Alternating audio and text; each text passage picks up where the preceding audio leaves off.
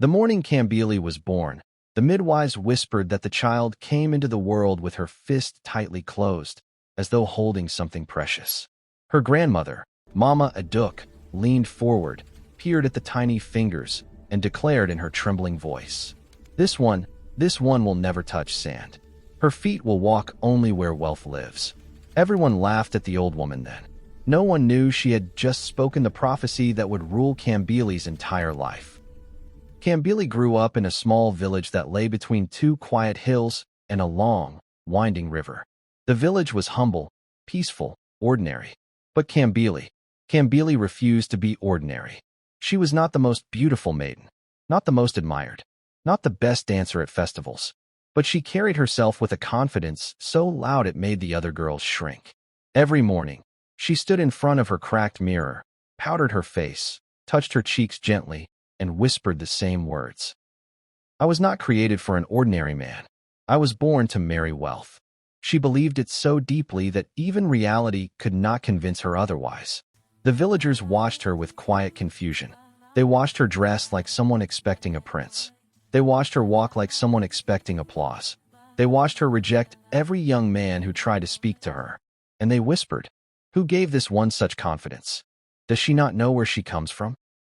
Even the rich men she dreams of don't know her existence. But Kambili didn't hear them. Or maybe she heard, but pretended not to.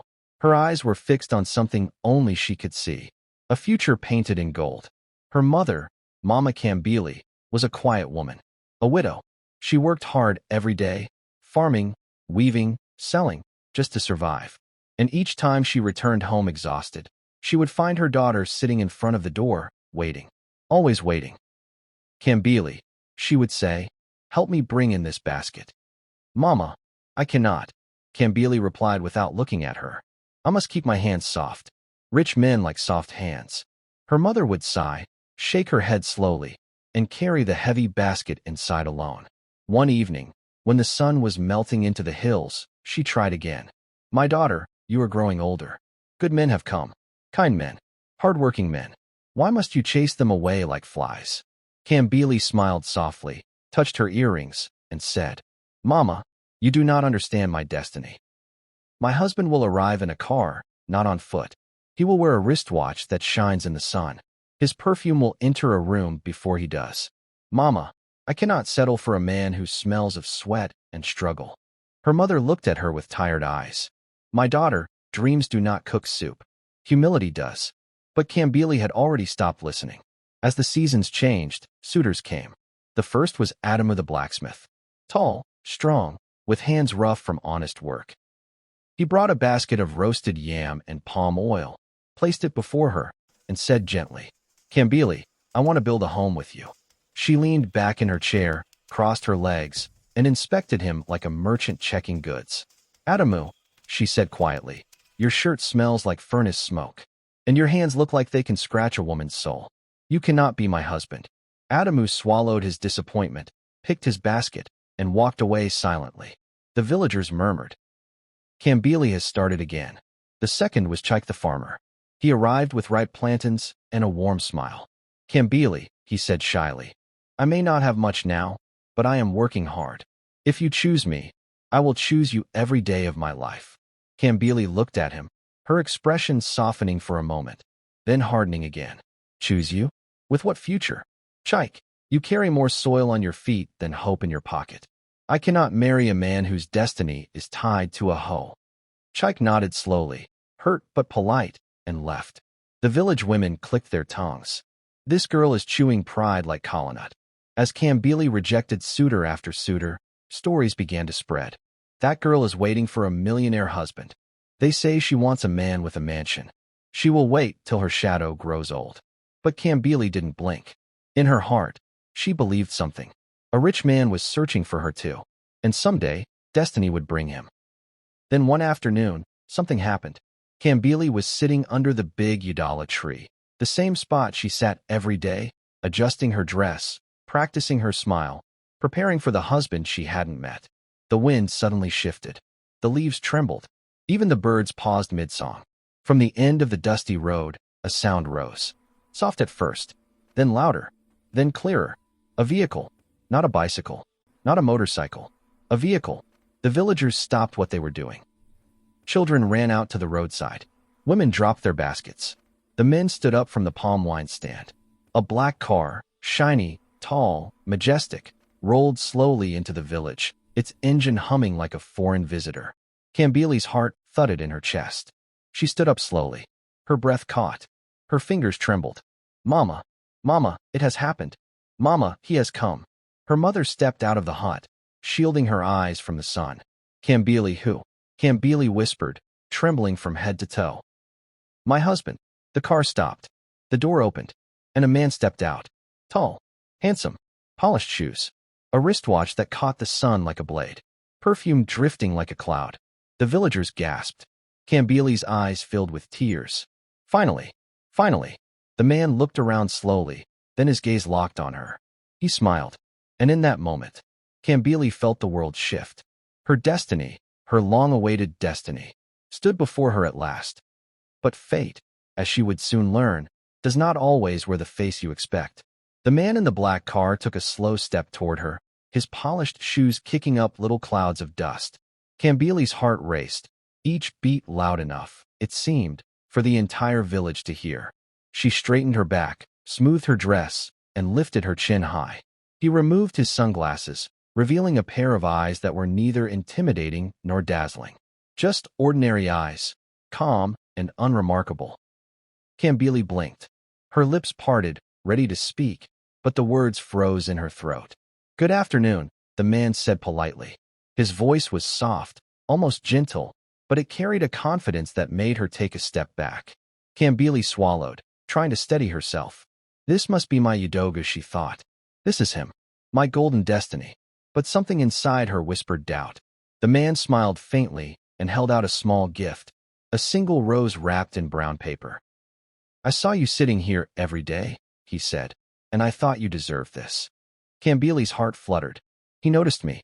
She took the rose carefully, her fingers brushing his for a brief, electric moment. Thank you, she said, her voice barely above a whisper. The villagers had gathered at a distance, watching silently, holding their breath.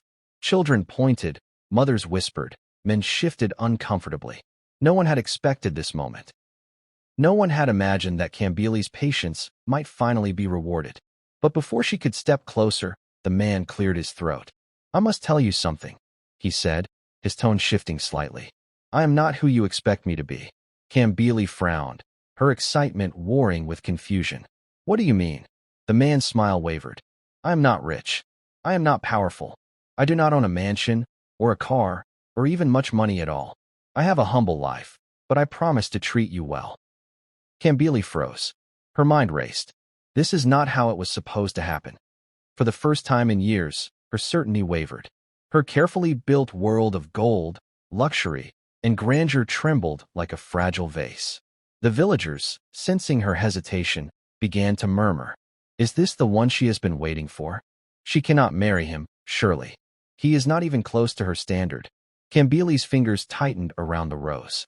Her chest felt heavy, as though the air itself had become thicker, harder to breathe. She had waited for so long. She had imagined every perfect detail.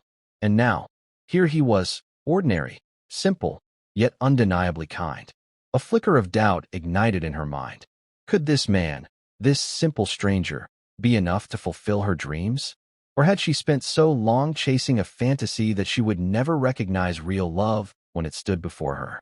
The sun dipped lower, casting long shadows across the square. The leaves of the Udala tree rustled softly, as if whispering secrets to Kambili. She looked down at the rose in her hand, at the plain eyes of the man before her, and wondered for the first time, is destiny always dressed in gold, or does it sometimes arrive in the simplest of forms? Her heart beat faster. Her signature line trembled on her lips, almost breaking. I cannot settle for less. But the wind carried her whispered words away. And as the villagers watched, a tiny, almost imperceptible smile curved on the stranger's face, as if he already knew the answer she had not yet found. And that night, Kambili lay awake in her hut, staring at the ceiling. Her reflection in the mirror no longer smiled back with the same certainty it once had. The rose rested on her table, a fragile reminder that life might not always give her what she imagined, but perhaps it might give her something far greater, if she were brave enough to see it. The moon rose high over the village, silver and silent. Somewhere in the distance, a dog barked. The air felt different, charged with possibility. Kambili whispered to herself, the words trembling. My Odogwu, will he truly come? And deep in her chest, a small, uncertain hope began to bloom. The moon rose high over the village, silver and silent. The rose rested on Kambili's table, a fragile reminder of the stranger who had appeared. She whispered to herself, her voice trembling. My Odogwu, will he truly come? Outside, the wind rustled through the udala tree, carrying a faint, strange sound, like laughter, distant and knowing. Kambili's eyes widened. Something inside her stirred, a feeling she had never known before, that this encounter was only the beginning, and that the life she had imagined might not survive the truth waiting for her. Somewhere in the shadows, destiny was watching, smiling, and waiting.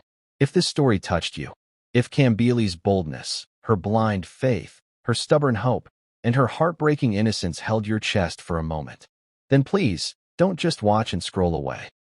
Fire support this story. Push it forward. Let the world hear it. Because what you just watched is not an ordinary tale. It is the beginning of a destiny that will shake this village. A destiny that will test pride, expose truth, and reveal the kind of surprises only life itself can write. So now, my amazing family, I need you. Like this video to give it strength. Comment below. Tell me what stunned you the most about Kambili, the girl the world calls ugly, but who dares to dream like a queen. Share this story with your friends, your groups, your WhatsApp broadcasts. Make this story travel. Make it move. Let someone else witness this beginning. And please, turn on your notification bell because part 2 is loading like a storm gathering speed. Invite your friends. Let your friends invite their own friends. Let this story spread from phone to phone, from heart to heart. Because part 2? Part 2 will pierce something. Part 2 will shake something. Part 2 will expose something Kambili is not prepared for. And you do not want to miss what is coming. So right now, yes, right now, go to the comment section and type. I am anticipating part 2. I can't wait for the next chapter. Let me see the fire. Let me feel the energy.